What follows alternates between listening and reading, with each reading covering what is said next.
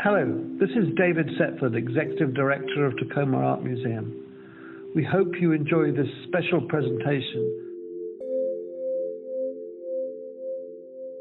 The works from the art projects that are perhaps the best known ones are some of the large-scale murals that were created for government buildings like post offices or for tax-supported institutions like schools. And they were mostly created under the two projects we talked about back in the beginning, the Treasury Relief Art Project and the section of Fine Arts, which started out as separate projects and eventually merged into one. And these projects were much more about government controlling the message because they were such prominent public works and were in government buildings. So the system by which artists were chosen was through competition, and then there was a committee in Washington, D.C. that oversaw the creation of all of these works and could have a say in every detail of what they looked like. And they tended to emphasize subjects that were either that American scene, images of daily life, or that celebrated the glory of work, or perhaps local resources in a particular area,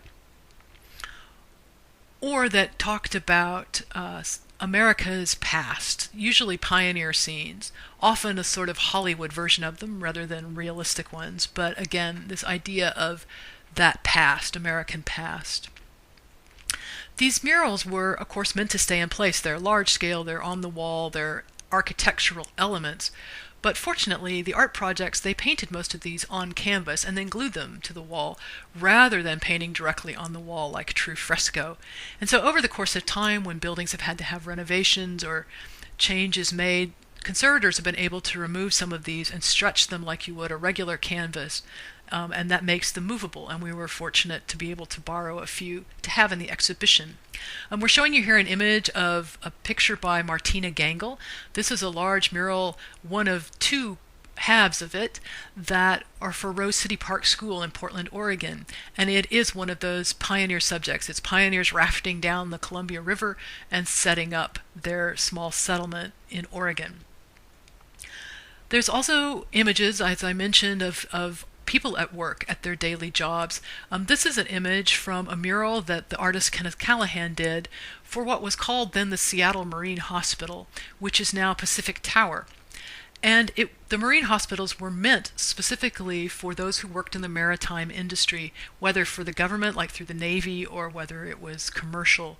And so he emphasized a scene that would have been familiar to those who were coming into the hospital, which was men at work on the docks loading and unloading ships. This third image is by Jacob Elshin, and this was the mural that was done for the Renton Post Office. And it's one of those images about workers and the glory of work and the sort of celebrating the resources that America has, both in its people and in its natural resources. Here, the coal mining industry that grew up around Renton. There are a number of these murals still in place in post offices that are fairly easy to access.